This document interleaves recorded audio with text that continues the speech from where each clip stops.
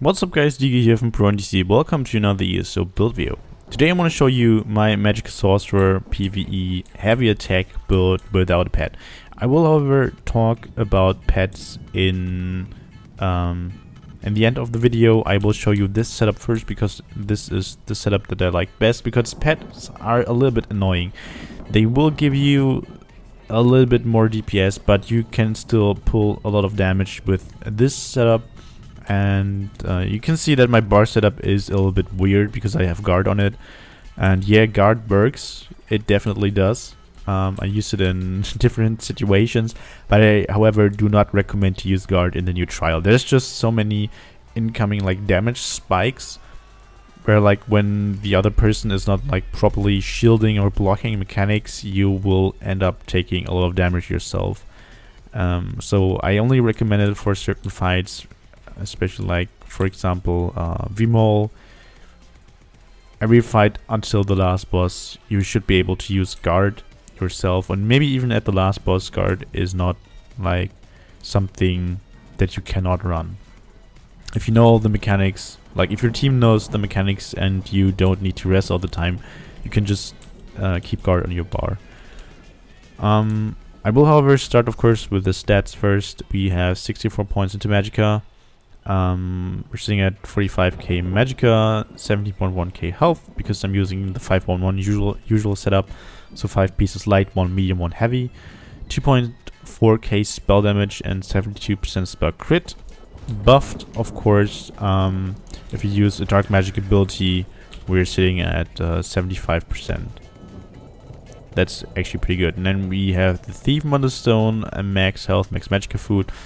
Buffed, we're sitting at 2.8k spell damage, and with the glyph active, we're at 3.3k spell damage. Recovery is 900 buffed in a trial. Potions, of course, usual spell power potions. I'm not sure why they never stack. Spell power potions, so we get major sorcery. We don't need search or anything like that, or entropy. We get Magicka and major prophecy, but we don't need that on the front bar because we have inner light. So that's the stats. Let's have a look at gear. So we're using Elambris, of course. Like if we need to stay ranged, Elambris is just the best option, and usually on a sword we have to stay ranged. You can use Grotha, I guess, if you can play melee, but Elambris will just outperform, especially if you use flame staff on the back bar. Then we have one crafted set. So if you only have Elambris and Divines, we want Divines, of course. You have it on light. You can use it. It's completely fine. You can still get the 5-1-1 because we use Julianos as a crafted set. Julianos, I've tested it with Scathing Mage, even though I just have infused legs. Julianos is just better because Scathing Mage uptime is really poor on a heavy attack build, because your heavy attack channels count as damage over time. We don't have a lot of direct damage that can proc Scathing Mage, so Julianos is just a much better option here. However, like the bonuses are really good. You get 300 spell damage, spell crit, and Magicka. You could use another set that's also craftable, and that's twice 1 star set. So twice 1 star will give you health, Magicka, and stamina, and also the chance to get 2 Wonderstones. So what you want to do is, of course, keep the Thief Wonderstone for the crit chance, but then you want to get the Shadow Wonderstone, which is here. For example, you can get the Shadow Wonderstone, of course, in all 3 alliances. In the 3rd area. So here it is for the Altmary Dominion. You can also get it in Cyrodiil, but nobody goes there to get Wonderstone. This will increase the crit damage you do. So you get crit rating from the Thief and crit damage from the Shadow Wonderstone. And twice 1 star wasn't really a good option because we had a lot of procs on monster sets, and monster sets cannot get affected anymore by the Shadow Wonderstone, and also the way how crit damage was calculated wasn't very beneficial for twice 1 star, but it gives you more health, so more survivability, which is nice, and it works pretty well on a non-pet build actually. We have a lot of high crits with Twice Born Star, but the thing is, for Twice Born Star, I do not have it in gold. And you want Twice Born Star in full Divines in gold, because as you can see, increases Mana Stone effects by 6.5%. So I get more damage when I have it in gold. It's 1% per piece, so I'm missing out on 5% of damage increase of the Shadow Mana Stone. So I cannot really compare it, because I don't have the materials to upgrade this. But Julianus is just the safest bet, because it gives you like better overall raw stats. So go with Julianus, and I think it's still the better option. Yeah. So that's it for the sets on the body. For jewelry, because we of course use Moon Dancer, all spell damage. You get it in a Maul of Lockhart. And we use Moon Dancer lightning stuff. I only have precise weapons, and I'm still able to do 40k plus DPS on a target skeleton self-buffed, which is actually pretty nice, I guess. You want to use sharpened weapons for Bastion slots, so you can put your distribute your CP a bit differently. If you do not have Moon Dancer or VMA stuff at all, like Julianus can be crafted, and this can be farmed in Crypt of Hearts 1, and this is from the Galerion Undotted chest. You can use, I think, Bloodthorn. It should give you Magicka and 2 times spell damage. Same goes for what's the set called? Like the Martial Knowledge set. Yeah, Martial Knowledge set. You can put it here like Jewelry and 2 staves. Then you could also use, for example, the Spirit set or Elegance to get spell damage and 2 times max Magicka, which also works, but it's a little bit less effective. So those are the options. If you however have like Maelstrom staff and a good trade, and good trades are Sharpened, Precise. I'm not sure if Infused works when you bar swap on the Maelstrom staff. But I think like also Infused and Nirnhorn isn't also too bad. If you had one of those trades, you can use the Maelstrom staff and go with Willpower Jewelry. So that's in this set here. You get max Magicka and spell damage, and you can just use Willpower Jewelry, a random staff on the front, and Maelstrom staff on the back bar, or go with 2 Maelstrom staves. Like, that's totally up to you. That's the options for gear. Let's have a look at the skills now. So we have Inner Light here. We get Major Prophecy, but we don't need that because we get that from our potions. We have Daedric Tomb here. So we place down mines. And it's a little bit weird. I'm not sure if they like altered or changed something about mines, because as you can see, I cast them and all 3 of them hit. And the target skeleton is not like standing inside of a corner. It's like, if you place your mines and the angle to your opponent is right, you can make all 3 of them hit. So you really you have to pay attention to how you place your mines. And if I try to place it at an angle, I guess only 2 of them. At some points, only 2 of them will hit. Like now, only 1 hit. Again, only 1. So you kind of have to get it down at one point. Like, try to not move too much in fights, so you can figure out how to make all 3 of the mines hit. In most cases, only 2 mines will hit the boss, because the boss also keeps moving, and the tank has to pull the boss to a different location. So mines are not like too beneficial in all trials, but in most fights they should work just fine. And we use mines not just because they deal a shit ton of damage, but also because it's dark magic ability, and we have the Exploitation passive, and this gives us Minor Prophecy, and not just to us but also to your teammates. And it's really important. It's 3% spell crit, so it's basically like one of the spell crit Julianus bonuses for free for the whole group, and you want that. It's a DPS increase. So if no one is using, for example, Crystal Fragments or Dark Conversion or Mines in your group, if you use the mines, it's completely fine, because you buff the group. Then we have Haunting Curse. We don't use a pet, so we use this morph, of course. We only have to reapply it every 2 rotations, which is pretty good for sustain issues and all that stuff. So we're good to go with Haunting Curse. If you, however, use the pet build that I will show you later, you need to use Daedric Prey. Then we have Stalwart Guard. Yep, we have this here. Like I said, don't use it in the new trial because like the damage spikes are just too high. If someone screws up, you will take a lot of damage because you take 30% damage of someone else and you might die at some point. So guard is not good in every situation, but you can boost your DPS. And because of the mines, you can see like they cost 5.5k. Like I'd put an execute here if I had don't have guard. But the thing is, placing down your AoEs and using execute, and when the fight takes really long, you will run out of resources. You might need to switch to the front bar again to do heavy attacks, and you don't like have a DPS boost if you do heavy attacks all the time. If you do the execute instead of the heavy attacks, so you can just like guard some other sorcerer, so he will also get the minor force, which is 10% more crit damage. And you can just do your heavy attack rotation until the fight ends. So you don't need to have an execute. That's why we are able to slot guard here. So we have like 2 additional slots. You could also actually like take off Inner Light and put the execute there. It's up to you, but I think this works better for DPS.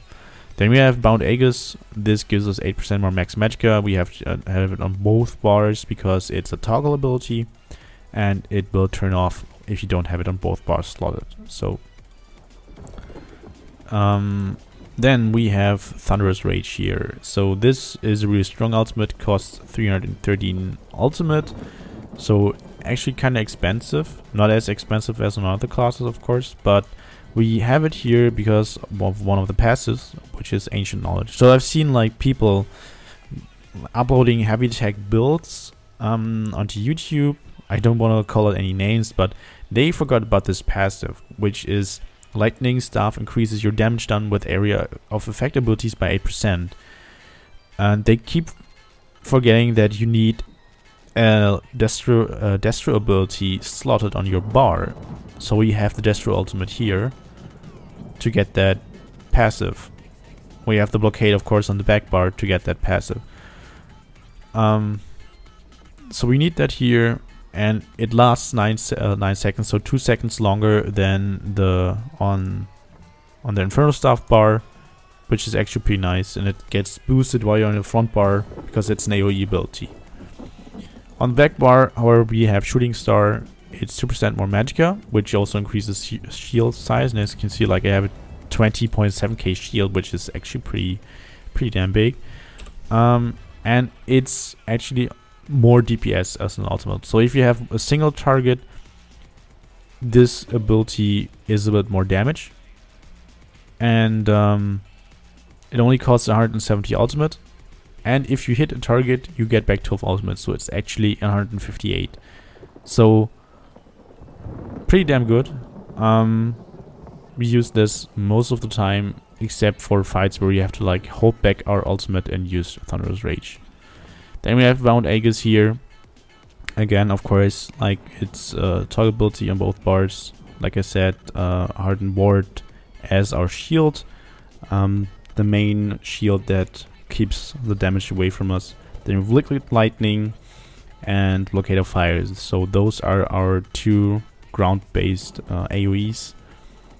And Liquid Lightning is the strongest AoE damage over time in the game, so we may want to make sure those 2 abilities are up all the time. So we build our rotation around the duration of Blockade of Fire.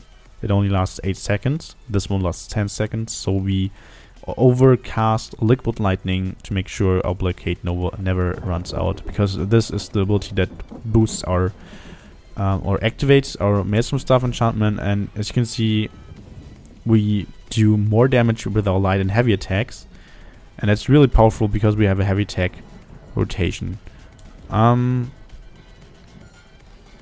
That's pretty much it for the skills. So if you don't want to use guard, you can just take that away. You have different options. Like what you can do is Personally, I prefer shield on the front bar.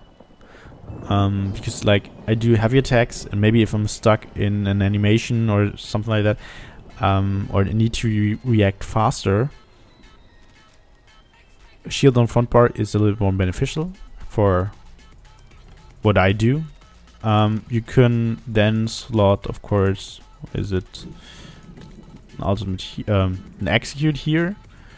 You can slot Boundless Storm for more resistances on the back bar. You can also just double bar Inner Light. It's also an option. What you could also do is keep the shield on the back bar. Oh, wait a sec. No, this is not what I wanted to do. And put Dark Conversion on the front bar. Because, especially in the new trial, you have a lot of mechanics that drain your Magicka, so mines are not always an option. And when you're low, you might want to start doing a heavy attack and then cast Dark Conversion instead. To get back resources a little bit quicker. And Dark Conversion, because it's also dark magic ability, will activate exploitations. You can see like I have 75% spell crit when I use Dark Conversion instead of the mines. So that's really, really good, and can help you get back resources faster in some fights. What you also could slot there are different things, for example like Search. That's pretty good for the second boss in Halls of Fabrication if you need to go upstairs to deactivate the terminals. Thing is, you don't have a healer usually up there. Like, you at some points a Magicka Nightblade will be up there with you, and if he uses funnel health he will heal you as well. But I personally don't want to rely on others if we split up the groups, so I use Power Surge to heal myself on every critical hit. And our critical strike rating is pretty high, so Power Surge is nice. And also at the first boss in Halls of Fabrication, support, we need to use Purge. Yeah, I know I'm a scrub, I didn't level that skill. It's fucking expensive, 6.8k Magicka. You can just slot that here and like do your rotation, and if the people get poisoned with the poison injection of the Dramaspheres, you just need to Purge. So in our trial, every DPS needs to run Purge. And it's also pretty nice because, wait a sec, nope. We have Magicka 8. Actually, you need to level your support skill line to 9 to get 10% more recovery on the front bar, so we have a little bit more recovery here. But it's not that much. So yeah. Usually what I run here is Dark Conversion or Boundless Storm, or have my shield on front bar. It depends a little bit. I like to switch stuff around from time to time. That's it for the skills. Let's have a look at champion points. So champion points. Green tree is pretty simple. I have a 20-20-20 split and a 75 and 75 split. So 20 to Warlord for break free cost reduction, 20 into Tumbling for dodge roll, 20 into Shadow Ward for block cost. So these three are the ones that manage our stamina a little bit better. And we need to break free, block and dodge a lot in the new trial. So we want as much stamina management as possible. Then we have a 75 and 75 split in Tenacity and Arcanist. Maybe it's a little bit better to put 100 points into Tenacity because we use a heavy attack build, but you only get 1% more resources from Tenacity. Like if you put 100 points here, it's 15%, and I'm not sure if it's worth it to drop 25 points here and put it there. And I'm also pretty sure like you don't hit a jump point, so you have a few points wasted anyway. So I like that split. I like it best, and I play it basically in all my classes like that. Same goes for the red tree. We have 51 Ironclad, 2 in Spell Shield, 49 Hardy, 49 Elemental Defender, and 40 into Thick Skinned with 90 into Quick Recovery. And they all hit jump points like that, so we have like 2 spare points in Spell Shield. It's just like pointless to put them anywhere else. Maybe in Light Armor Focus, but that's just like the same as Spell Shield, just physical resistance.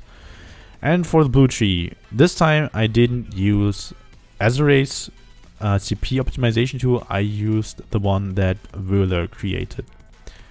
So it's on his website, you can check it out. We have 75 points into Thaumaturge, and this, oh, I gotta make this clear, this is only for precise weapons. If you have sharpened weapons, you need to distribute the points a little bit differently. And I did my DPS test several and did the calculations with this tool, and this is, according to his tool, forced with 75 points into Thaumaturge.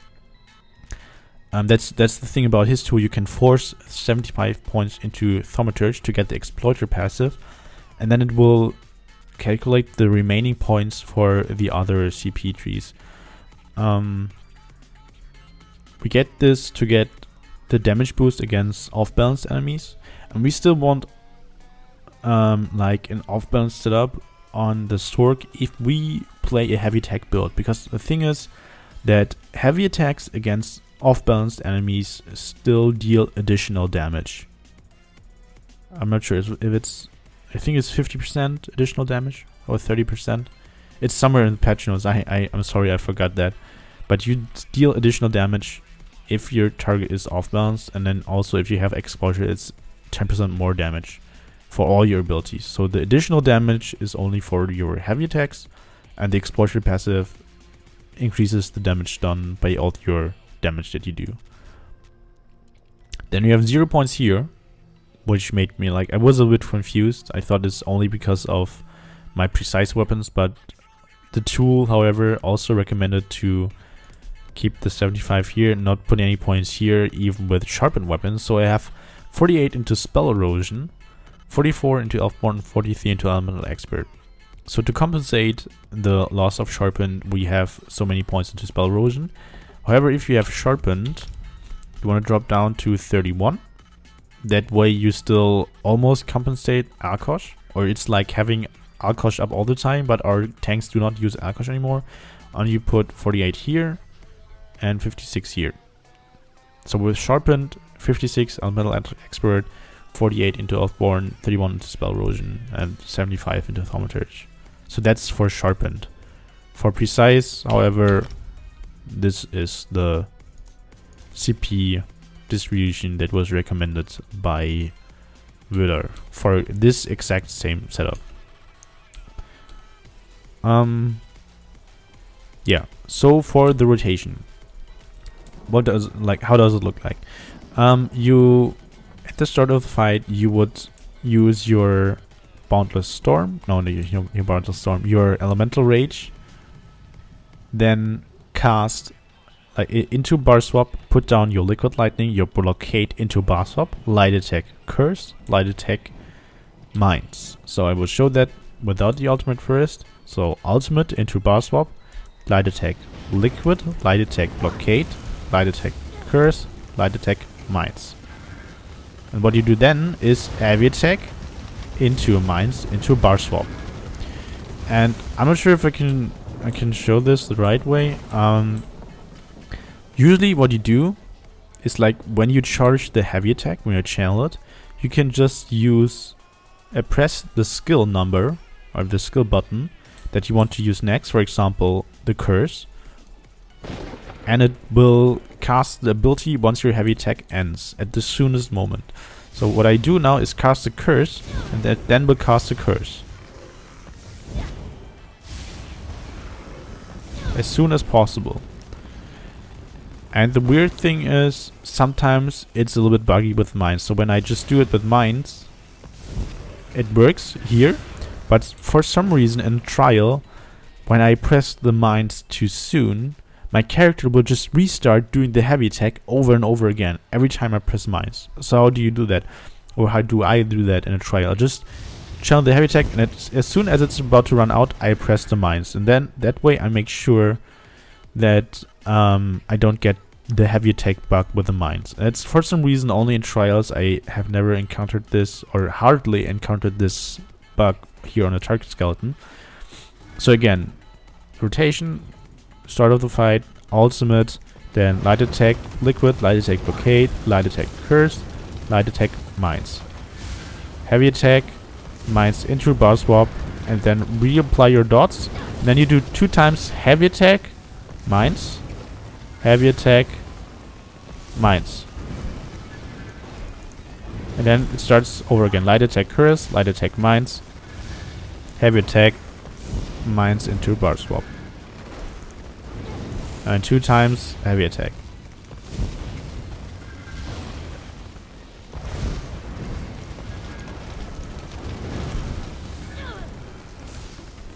Okay, and it's of course without elemental drain and without potions.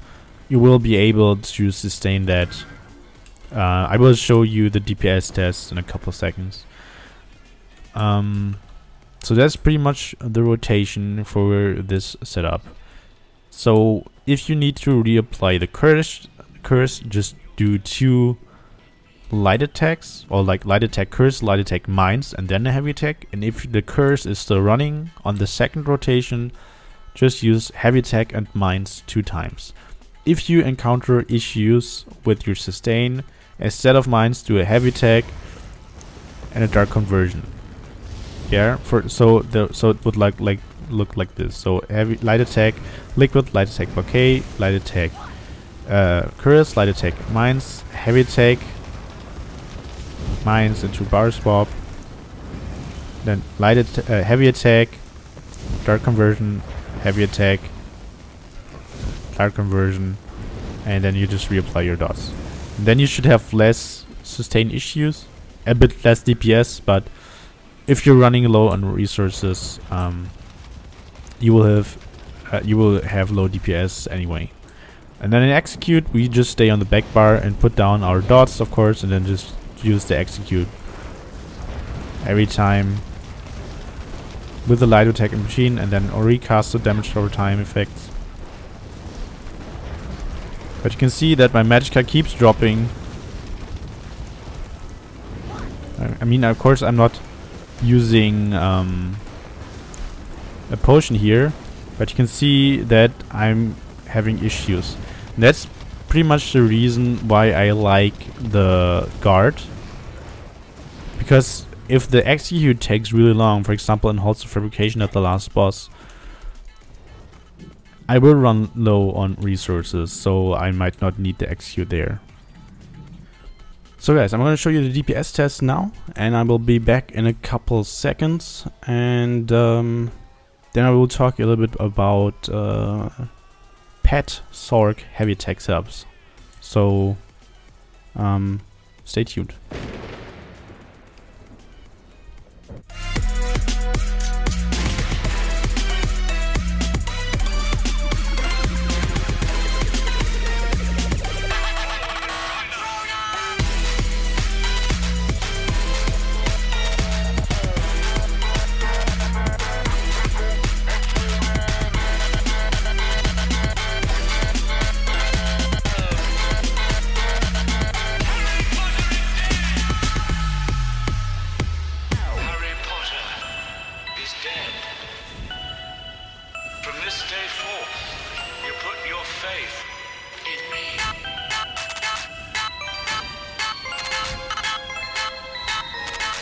Expecto! Patronum!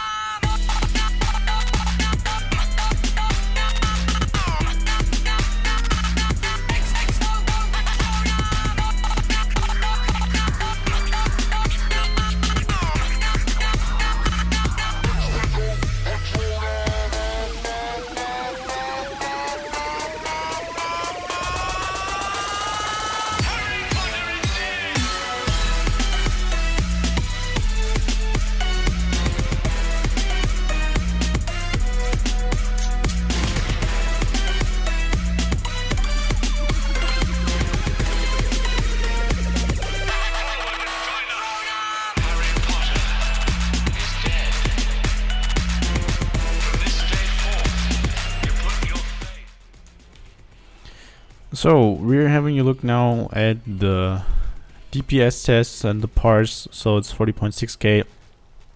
Not the best test overall. Like you can see, like the critical rating is okay, could have been better. It's low because of Elambris, but you can see I only had the Lightning Elambris proc, even though I used the Meteor. I mean, I only used it once, but still, it has a damage over time effect, and 10% chance is not too low. And the dot of the meteor is actually pretty long. So I had 11 ticks, and it never proc there. So otherwise, I'd had a little bit more DPS. So maybe like using Grothdar would have been better for just showing off DPS here. But anyway, that's pretty much like the damage result that you get with a non-pet setup. You can see like minor vulnerability uptime was 72% and off balance was 59, so that's actually pretty good for a target skeleton test with a heavy tech setup. Yeah, so that's basically it for no pet heavy attack. So what could you do if you run a heavy attack pet build? So I've showed you, unfortunately, in one of my German videos, a setup that you could run with mines. So you drop this, of course, put this on the back bar.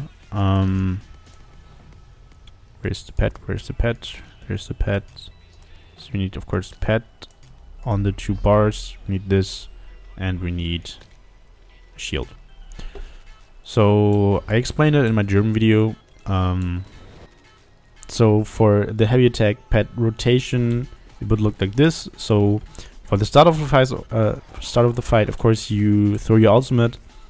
You activate the pet before the fight. Then use light attack your Daedric Prey, light attack blockade, light attack liquid lightning into bar swap. Then you heavy attack, use the mines one time, and then heavy attack and use the pet again into a bar swap. It's really important. There's 2 things. If you activate the pet on the front bar, you have 1 less ability to use on the back bar, and that way you spend more time on the lightning staff, where you get 8% more AoE damage, and most of your damage comes from AoE abilities, so you wanna spend more time on the lightning staff bar. And no, you don't get more DPS if you start with liquid lightning and blockade first. That's complete bullshit. Like, people tried to tell me that, and I said, like, do the math. Like, my dots are up the whole time. It doesn't matter in which order I cast the skills if my dots are up the whole time. I do the exact same amount of attacks, and the dots are up all the time, so there's no difference. It's not more DPS if you do it another way. So, like I said, pet, bar swap, light attack, prey, light attack, blockade, and my pet's actually needs to attack. Light attack, liquid, heavy attack, mines, heavy attack, pet. Then we prey, blockade, liquid, heavy attack, mines. I just had the heavy attack bug here.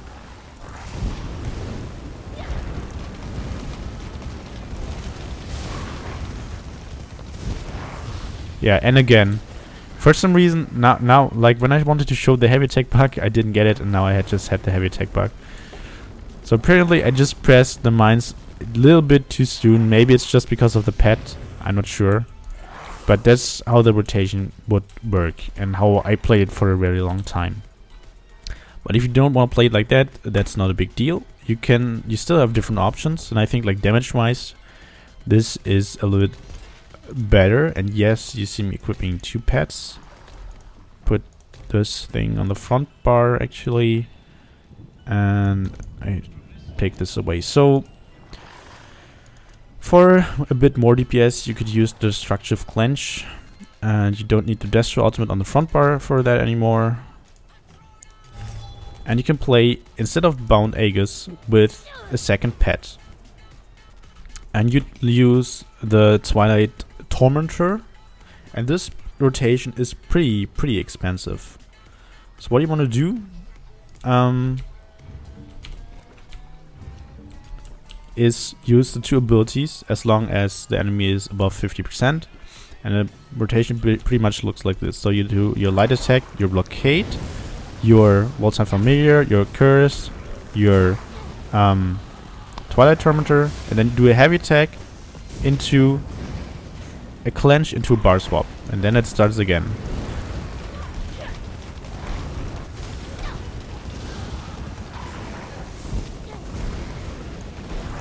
This rotation is pretty damn expensive,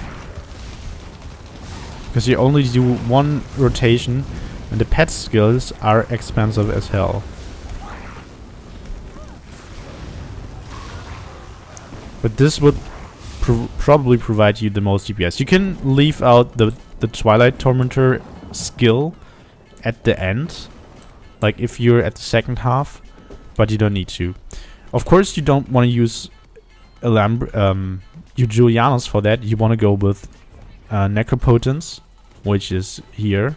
It gives you max Magicka, and if you have a pet active, 4k more Magicka.